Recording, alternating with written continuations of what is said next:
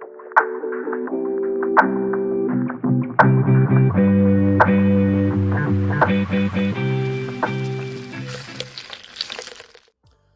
I'm Anshuman Bapna, founder of Terra.do. It's such a pleasure to have you on the Voice of Generation Climate, or the Voice of Gen C podcast by Climes. It's been such a pleasure to know you for the last 2.5 years, and now to have you on this session. You've been a mentor, an investor within Climes, and just a champion for climate action globally. Thank you so much for being here. Annie, I'm so excited to be here and to see where Climes has gotten to, and also how it is so symptomatic of what's happening with Gen Z. Thanks so much. So, Anshuman, your stated mission for Terra.do is to get 100 million people to work on climate action directly in this decade. How many people have we reached so far? Yeah, the journey of 1,000 miles starts with a single step, let me put it that way. So, Terra.do is the global platform for learning and working in climate. And our goal is to get 100 million people working in climate this decade. And the way we do that right now is by combining three things. We run these immersive cohort based learning programs on climate. Second, we run jobs, both job fairs, job boards, etc., all in climate. And third is that we run a community where our graduates from these programs, but also anyone who's looking to work in climate can come and start engaging. And we've combined that all into a single app. So through all of these mechanisms right now, we've reached about 50,000 people. Wow. We still have a long way to go, but that's a start. And we graduated about 2,500 people so far. It started with 25, and now It started with 25, and you were right there at the beginning, Ali. I was in cohort one. Yeah. And Yes. I think that was such a key inflection point in my own climate transition. Had no idea where to really begin. And I feel like going through Terra's cohort one, almost like a guinea pig, was one of the single best decisions I took as I started my new decade. And honestly, my own personal journey and my own personal commitment became 10 years in climate. Go all in, do whatever it takes, figure it out, right? Multiple shots on goal if they have to be, multiple shots on goal.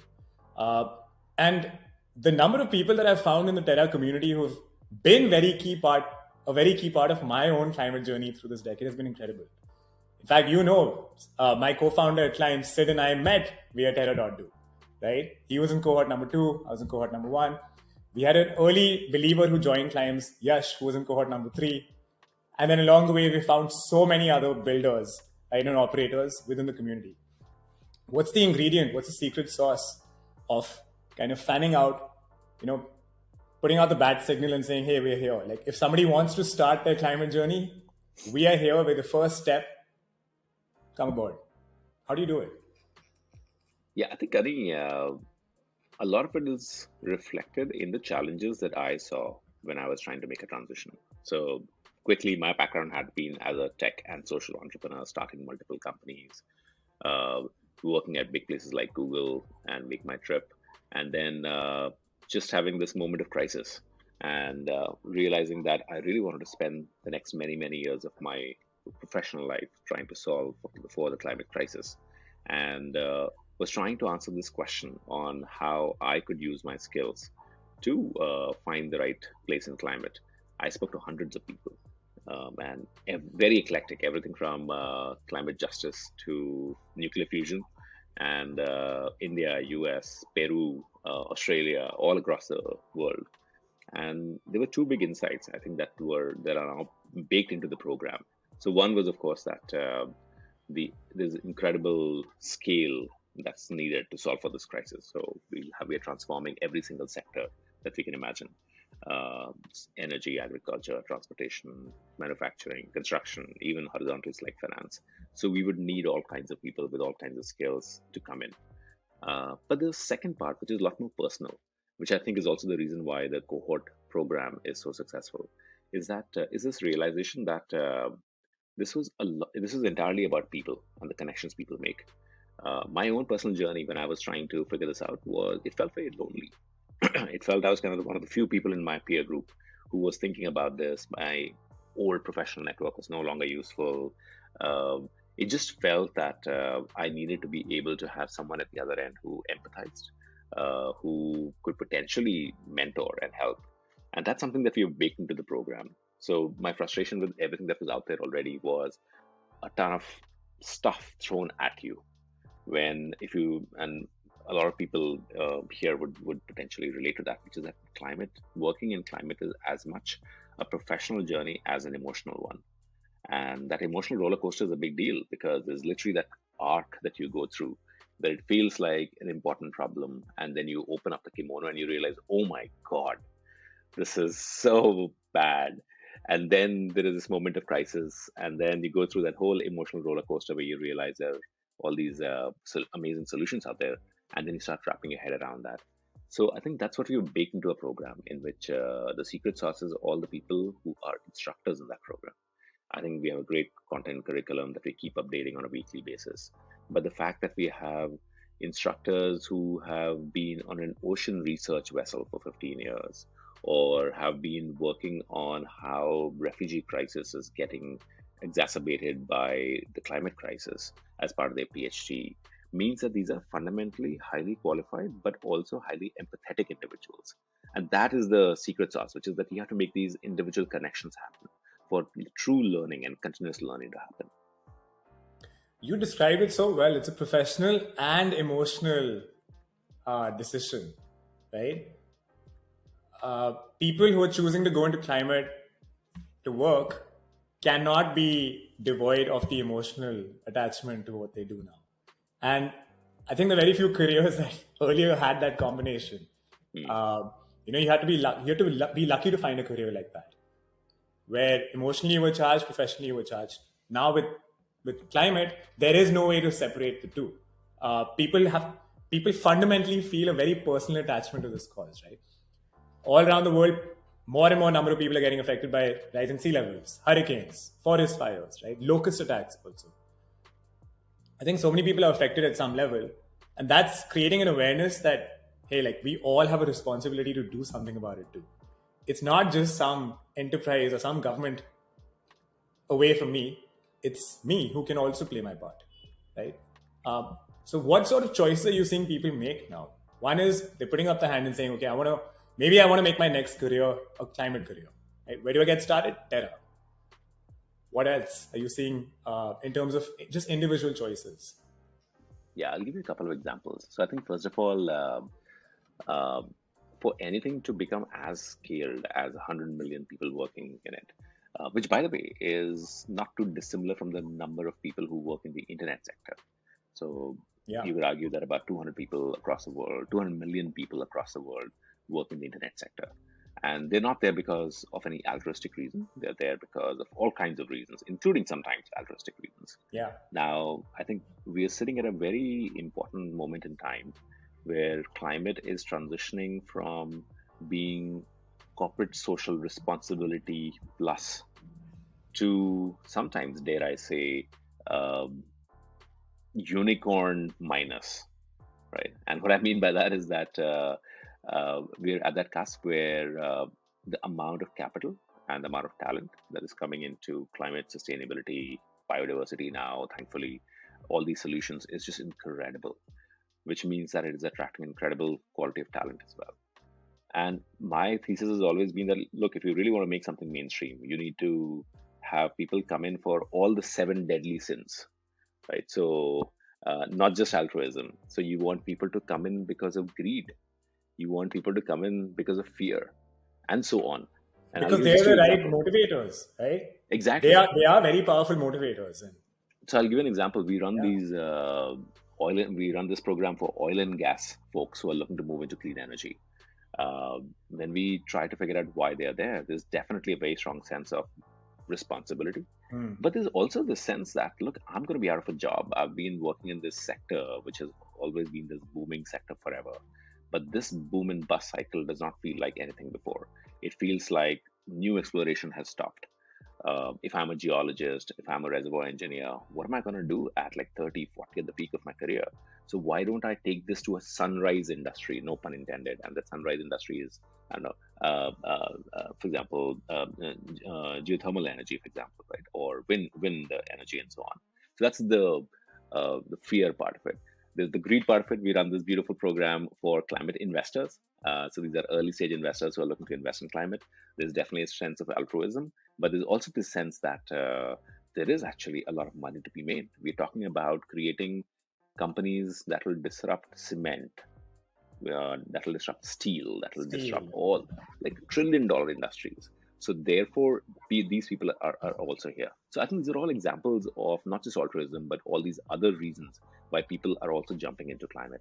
And as you rightly said, I haven't in my 20-year career, and having worked in nonprofit, having worked on poverty and rural energy access and so on, I've never seen profit and purpose come together in such a remarkable way.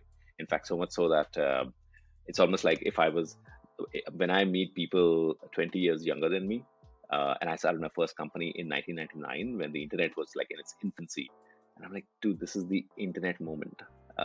Just jump in, and for the next 20 years of your life, you will have this remarkable opportunity that none of us had of combining profit and purpose together. So I think that's what makes me really excited and positive, because I do feel that this is here to stay, and it's here to stay for not just by relying on people's good intentions alone.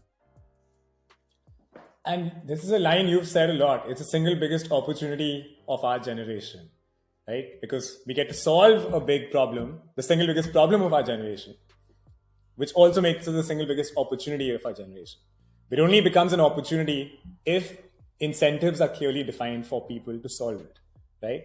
And whether it's greed, whether it's a monetary incentive, whether it's a emotional incentive, I like that framework that you use for the seven deadly sins, saying those are actually really powerful motivators too. So even if it's one of those, right?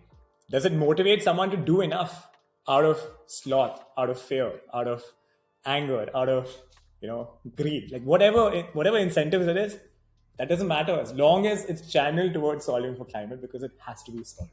So that definitely makes it one of the biggest opportunities. And I think from the time that you, of course, went in way before I did. But even from the time that I went all in, Jan 2020, till now, I think there's been an exponential boom in the last Mhm. 3 years in how many people are entering the climate space, right? The vast amount of creativity and capital that's coming to fore to try and solve this giant problem. What do you think are examples of companies that you really admire who have combined profit and purpose together?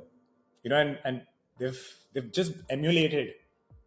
They've become a model for how companies of the future will be. Because you said earlier profit and purpose never really got combined. Now it's starting to happen, right? Yeah, What are these brands that you have grown to admire anywhere in the world?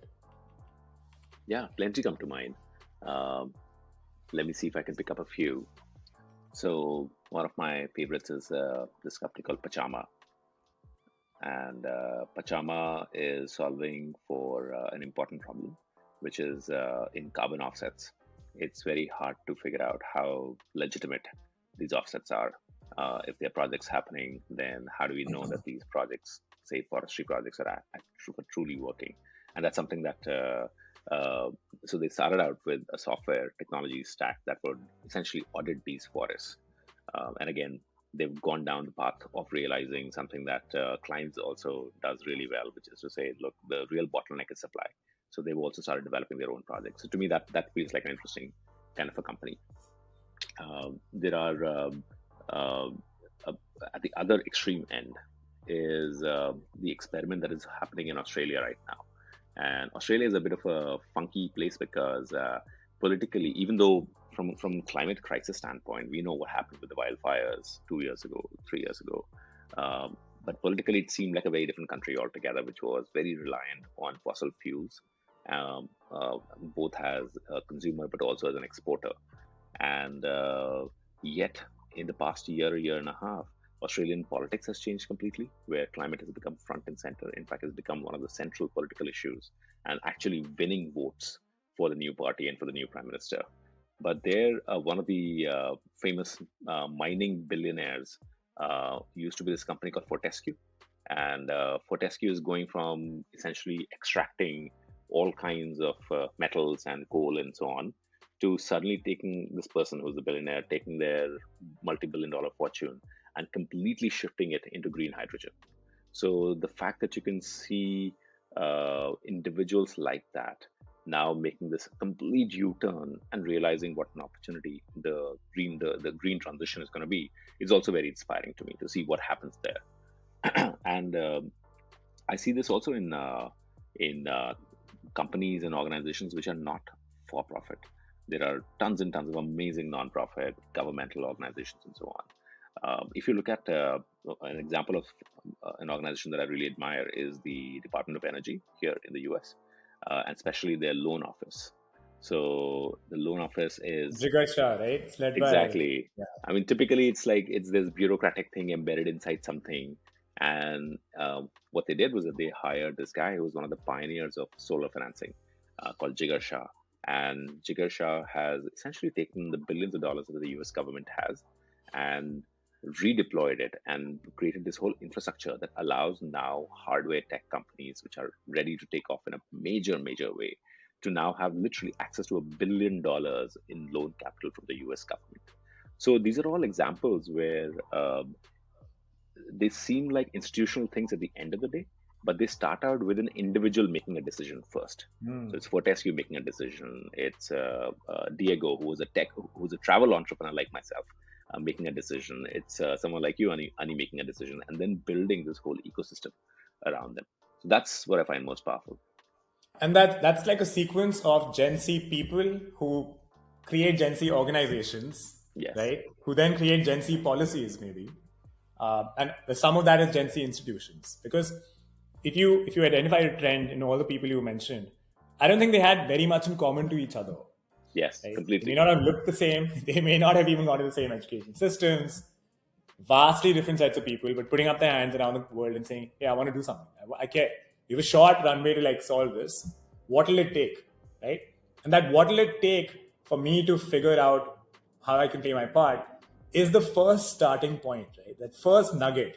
It's like that supernova moment from the before climate and then the after climate. Uh, and it's really powerful when you find people like that along the way. We've been on our own journey of discovering these people all around society now. And I actually want to bring up, two examples of people you introduced me to. So not on the consumer side, but on the demand and one on the supply side of our marketplace. You introduced me to a guy named Pradyut, right, who runs Hasten Ventures.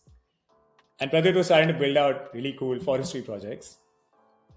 We reached out to Pradyut, connected with him, found such a great connection. We could bring on his project onto our marketplace for the generation of carbon credit that is now actually getting financed with thousands of people's, small amounts of capital at points of consumption. And Amazing. we would have never found a Pradyut, right? Unless there was a Gen Z recognition that, okay, this is a person who also cares and wants to contribute to the climate fight in his own way of facilitating forest growth, right? Another example is somebody on the demand side. You used to work at Make My Trip earlier, which is also one of Climes, consumer brand partners. But within that design team, there's Akash, right? Who was leading a design event, phenomenal design event called UX Now. And he actually chose by himself to make it a carbon neutral event and offer Climes credits to everybody in the audience to be able to choose where the capital held within that should go. We would have never found an Akash, right, on our own, but because he had put up his hand on his own willing, like out of his own intent to say, okay, I'm Gen Z, I care, I want to do something. What more can we do than we already are? Right? That kind of declaration just kind of builds this entire community and this movement far larger than any one individual can. 100%. 100%. Right? In fact, there was this very powerful study that came out about rooftop solar installation, right? So there is this in the climate world, there is this whole debate about does individual action really matter? And the rooftop solar studies essentially showed that making a decision to put a rooftop solar unit essentially creates a viral effect amongst your neighbors, who then now start doing it on their own rooftops, and then that spreads, which is an example of how individual action is collective action.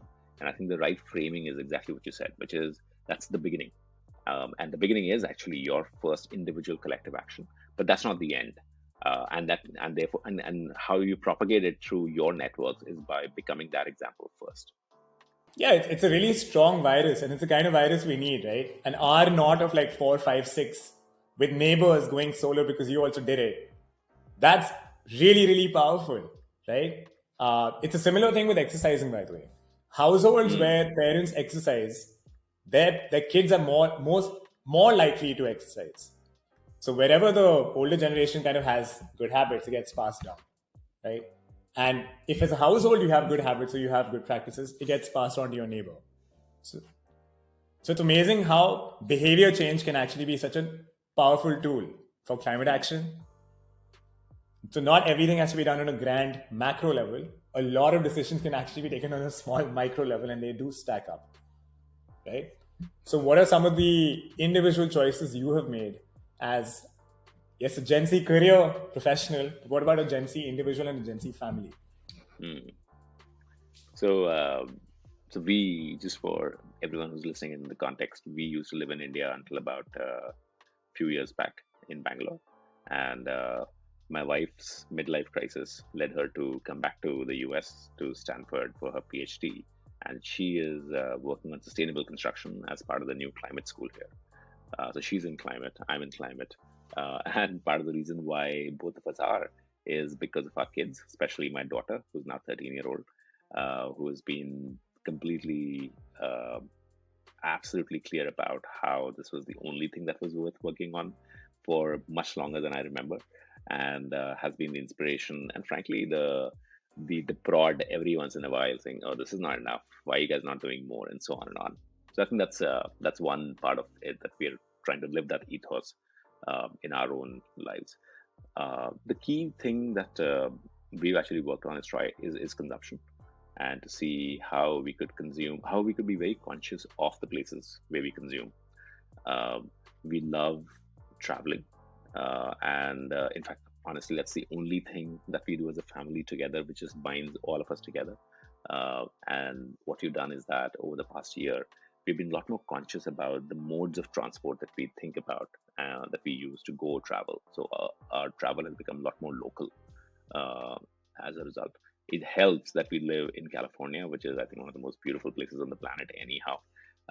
But that's one part of it. I think the other is just our consumption choices on meat, and especially, um, I think in our household, it felt like there was before the whole climate realization, there was this stack where the higher up the food chain, the more like it was in our household, which meant that you had a lot more meat-based proteins coming in. So that has become a lot more normalized now. And those kind of choices, walking as much as we can. I've been biking for the past 3 years that I've been here, everywhere that I can, and so on. So you started as an individual, and then your wife also was, leaning into that direction of becoming a climate practitioner and a climate warrior. Because now she's at, you said, the Stanford Door School, the new Yeah. sustainability school. That's incredible. And then your daughter is herself a climate champion and always asking you guys if you like, what more can we be doing, right? Mm. So it's three individuals now as a family practicing a lot of sustainable practices. Yeah. And that And as a and unit is such a powerful like nuclear plant, right? For 100%. Yeah, and maybe I'll just add one more thing, which is that I don't think we try not to be sanctimonious about this, right? Because people make a lot of choices out of some out of ignorance, but some out of sheer, like, they've actually thought about this, and imposing our way of thinking about sustainability on somebody else's is not my place, not our place to be at all. And It is just an inner practice. It's almost like meditation, right? You don't go about telling people that, look, I meditate for 15 minutes and you meditate for only 10 minutes. You're a loser. I'm higher up on the leaderboard. It's not that. It's just a way of living and seeing the world. And I think it's also therefore private. Uh, and that's what I implore people as well, just to say, look, when somebody asks, please do share what you do.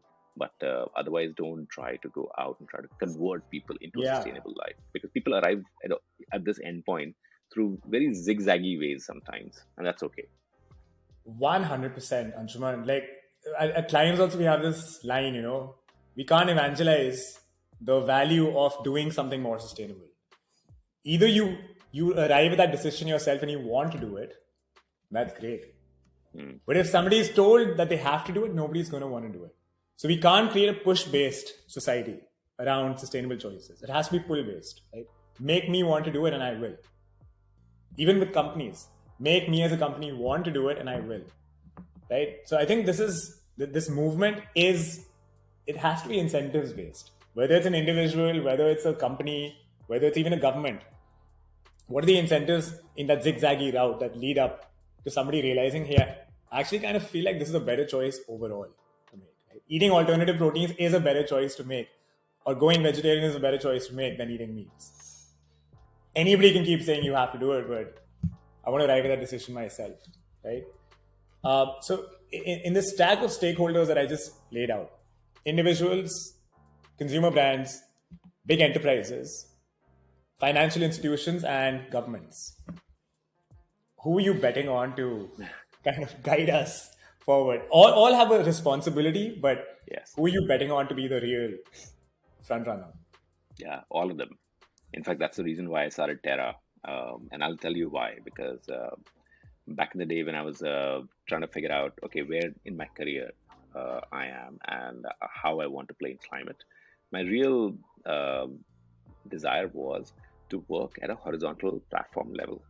So the idea was that every time I would look at climate solutions, and they could come from technology, they could come from policy, they could come from individual action, activism, and so on. And I was like, oh my God, this is so amazing. This is what I should spend my next 20 years of my life trying to solve.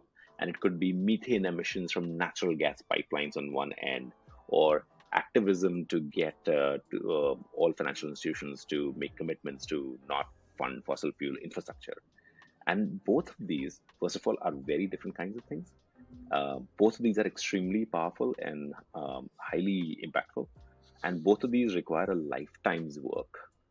Like, okay, I can't do all of these at the same time, or can I? And then the two or three ways that I thought one could do that was one, for example, to focus on deploying capital.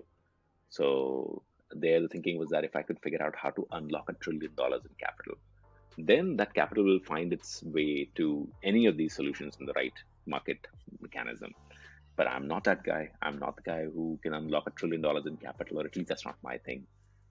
Second was distribution, right? Which is essentially if I was running, if I was, I don't know, sitting inside Niti Aayog, or working at a place which could deploy climate solutions to 1 billion people relatively easily, that would have been my thing, because I could distribute. So if it's solution A versus B versus Z, I could just let each of them flower. But I'm not that guy. So okay, fine, distribution is not my thing either.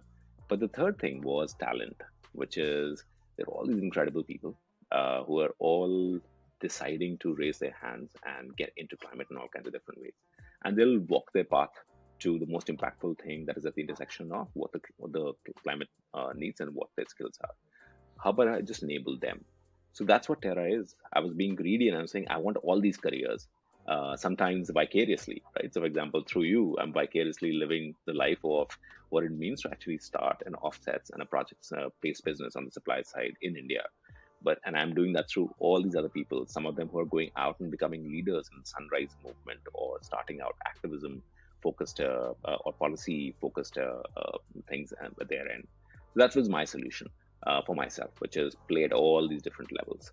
But I think Yeah. the important framing for this is that we're all hands on deck right now.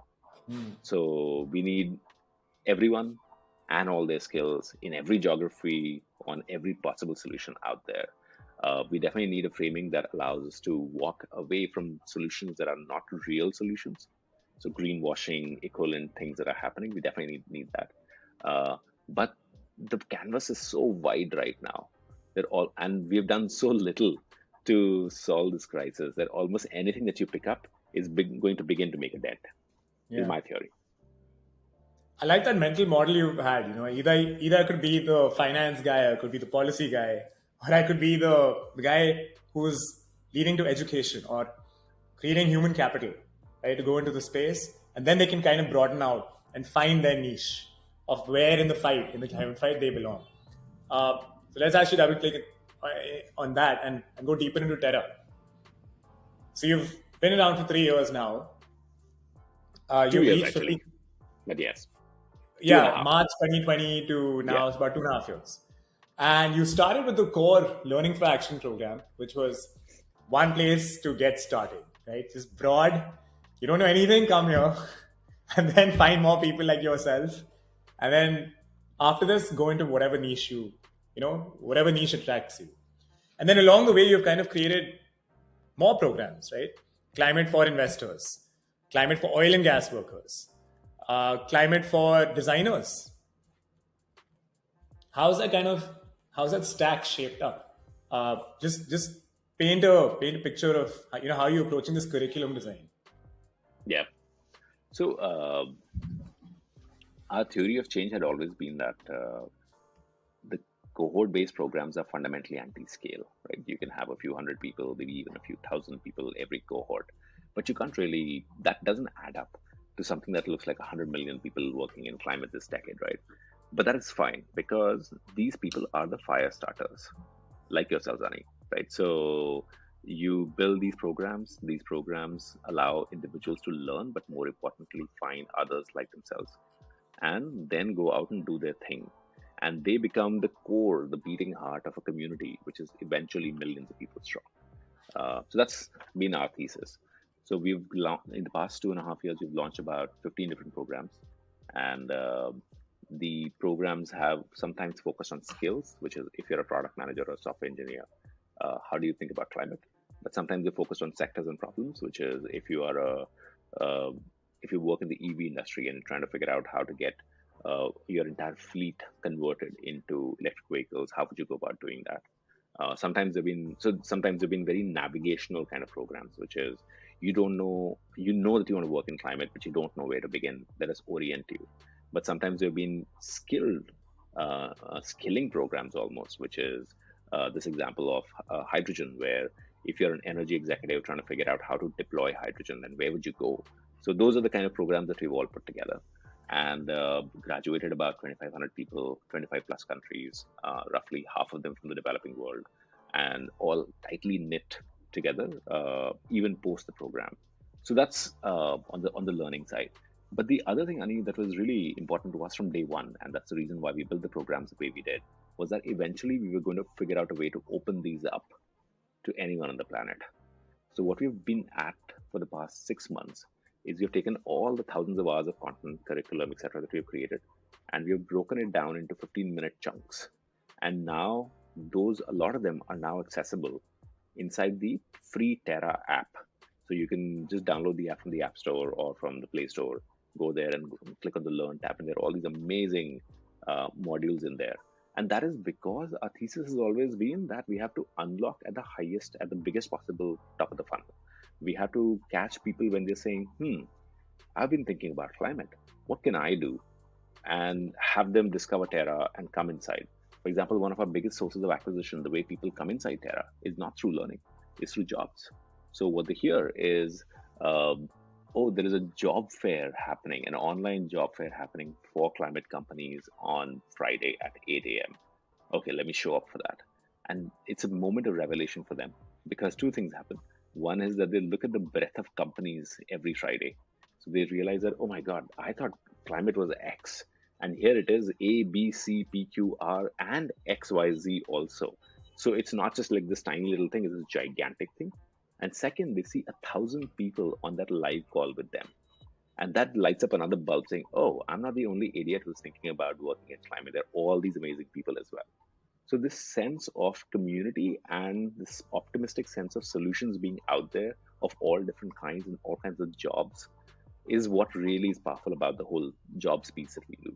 So that's how I think to me that feels like a very mainstream way of getting people into climate, as opposed to first working through their altruistic selves, then working through their economic arguments about whether it's going to be being able to pay the bills or not, and so on. It's like just come in and see that this world is already populated with some amazing solutions and amazing people like yourselves. Come and get a flavor of it, and then you decide, right? And I Yeah, think that feeling of being less alone, because if you're on the outside, you think, "Oh, I'm the only guy who's thinking about doing something."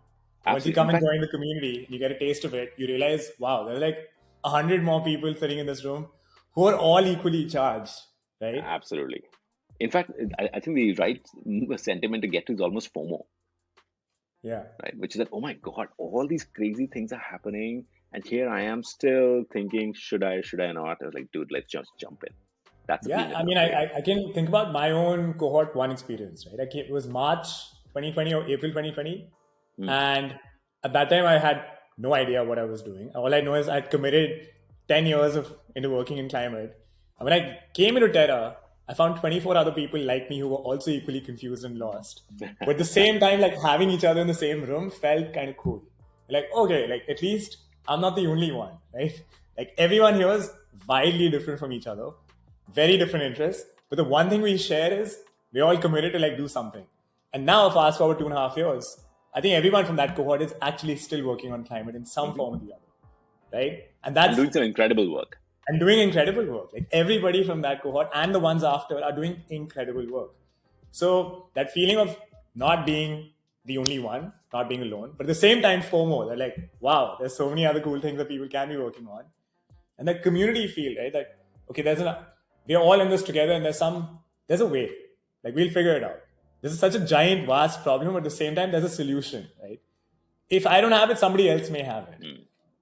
And having that be like put together in a remote first world, that has actually been incredible.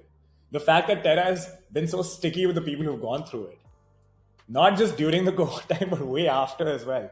Like people like me, you can never get rid of me. You know, 2.5, 3 years in, we're still here, right? And that has been a common sentiment amongst whoever's become a Terra fellow. Uh, can you describe some of the traits, some of the common traits? Like I gave a sense of what my experience was like, but what are some of the common traits you guys have found across the vast section of people who do go through Terra? They come in Yeah. completely like rosy-eyed, very different from each other. But what are the common binding factors you see? I think and so now Terra is its learning programs, which are still a few hundred people every month. But Terra is also this wider ecosystem, which is a few thousands of people every month who are looking for to work in climate. Of these, a few hundred people who raise their hands to come in, the first of all, they're highly eclectic, as I mentioned, across all these different countries, but also literally every cohort is made up of software engineers, investors, investment bankers, ex oil and gas people, activists, musicians, farmers, policymakers, Designers, artists, journalists. Yes, yeah. exactly.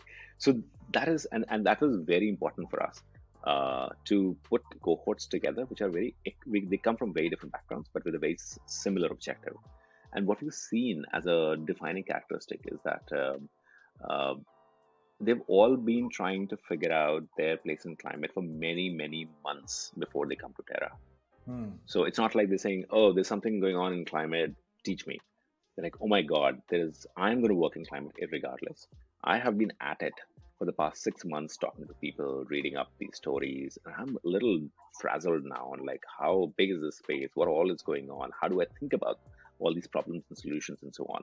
So I need to just step back for a second and have a framework to evaluate, to think about the world, both the crisis and the solutions, before I jump headlong back in." So that momentary pause in their careers, in their way of thinking about what they want to do next, is I think where we have found the most number of people and the most highly engaged people. Because at that time they're open. Yeah. They're open to receiving and receiving not just knowledge, but also warmth and connection, which is I think what we do uniquely well. It feels like you're part of this team, this family-ish kind of a feeling almost that is very important. And especially if you think of this as a multi-decade journey or a multi-year journey, then this is going to get lonely many, many times in between. For So sure. you need those It's one of the few companions. communities people actively put into their Twitter profiles and into their LinkedIn profiles. That's right. They do. It's an observation that stood out. So many communities sprout up all the time. Most fizzle away along the way. Very few have that sense of identity and like attachment where people actually throw it in a way that they want to scream and shout about it. I think you would love this quick anecdote. We were running a table in the New York City Climate Week, and we had all these Terra T-shirts that we thought we would kind of give away. And two of my colleagues were supposed to be manning that table. I came in late, and when I walked in, they were nowhere in sight. but there were 20 people wearing Terra t-shirts, catching Yeah. everyone on the floor and saying, you should go join Terra. And they were all alumni. These are all alumni who came in and said, look, we're gonna make a show out of this. So that's the connection which I think is really important. For sure. And the vast set of people who are going through these programs, they become part of the community. But what have you observed? Are more people tending toward becoming founders of new ventures, or are they becoming operators in existing ventures, or is it a third category entirely? I think it's all of the above. So it's not easy to track, but I think our sense is that about 30 companies have come out of Terra, yourselves included, and they have, and these are mostly for profits, but definitely some non-profits as well, who've gone on to raise money, being successful at what they're doing. We had, in fact, one of them show up in the New York Times just last week, which is pretty awesome to see. Uh, but the vast majority of people are taking their product management skills or their financial controller skills or their UX design skills and moving from, say, big tech or big finance or the big fours, and moving into climate companies or divisions inside climate companies that are focused on a very specific problem. We're also seeing a lot of people using these skills not to change their jobs, but to bring a climate lens to what they do in their current jobs. Interestingly, we're seeing a lot, like about 20% of all people who come to our programs are actually people already in climate. And the reason why they're there in the program is to say, look, I want to zoom out back again because I've pigeonholed myself into, I don't know, EV charging. Okay, let me just zoom out for a second and saying, why am I doing this? Where is this situated in the whole universe of all solutions out there? And then deeply network back and then go back in. So there is this, and that's why I think these careers are very zigzaggy, but these dots connect, as Steve Jobs famously said. Yeah, you can't connect them looking forward, right? You can only Yeah. connect them looking back. And it is zigzaggy. I think everybody's climate journey has been extremely zigzaggy. Whoever I've come across and talked to, mine for sure has. Guaranteed. Like all sorts of, mismatched dots that later on kind of seem like they have a story. But looking forward, they're all still zigzaggy. Everybody's journey has been that way. And I think that's the nature of like working in this problem. It's exciting. It's extra large in terms of its opportunity. You can feel lost and confused very often, right? You can feel overwhelmed. Climate anxiety is such a real thing Mhm. for so many people, right? Climate grief too. Uh, but the fact that there are people like us, people like the community of Terra, right? Thousands of people who are Gen Z folks out there who are actually just declaring that, hey, I care. That's something to take some hope from, right? 100%. That there are others who also care and we're not in it alone, right? So I think if we kind of zoom out, the declaration of this Gen Z that at least we at Climes talk about, for us, it started off with I care by making my purchase decision a little bit more climate conscious, right? Carbon neutralize it. And just that act of declaration was like a barometer of somebody wanting to be more climate conscious. In a way, Terra is also a barometer, right? It's a barometer Yeah. across the planet of people who are saying, I'm interested in doing more. Can I actually devote my time and energy into working in this Hmm. space? That's a first step, right? So you really are like a pulse, a pulsometer, interestingly enough. And if we look around society, there are quite a few interesting barometers to gauge whether like people are actually starting to care a lot more, right? What gives you hope for the future? Like, how do we reach this 100 million people? Is it Hmm. going to be people coming in through consumption decisions, people coming in through work decisions, people coming in through this climate entrepreneur decision, like you said, people already working in a company, add a climate angle, and then introduce climate into the Yeah. enterprise. I think maybe I'll just give two ends of stuff of what people are doing that gives me hope. One is that about I think about one third of all Fortune 1000 companies have made net zero commitments. If you add up the number of employees that these one third of the companies have, it's about 20 million people. And I have both enormous respect, but also the typical cynicism about what it means to do something inside a large company. But and I think Ani, you alluded to this a little bit, which is that And I have had this same experience where I would be talking to someone inside a large company, and when I'm making my pitch, I realize that I'm the one who's kind of trying to make it very cut and dry, unemotional, uh, ROI logic, etc. And like maybe half the times, the person at the other end, at some point in time, completely switches and says, "But this is the most important thing that we should be working on this Yeah. in our time right now. I want to transform my entire company to think like this." I'm like, "Whoa, whoa, hold on, Mr. Yeah. Rebel What's or going Miss on Rebel." here? Yeah, which is amazing, right? So to me, this feeling that there are inside these 20 million people, there are at least this sizable fraction of, I don't know, 3%, 5%, 10%, who are like just going out and going to change this is very powerful to see, right? And that's one. At the other end, as I said, I live on Stanford campus, which has like this amazing $2 billion climate school and whatnot. I met this 19-year-old undergrad for coffee, and she and I were talking, and it was amazing to see her reaction. My In my own professional life, I've actually never seen stuff change as much as it has in climate in the past just like 3 to 4 years, if not shorter period of time. To me, this is transformational.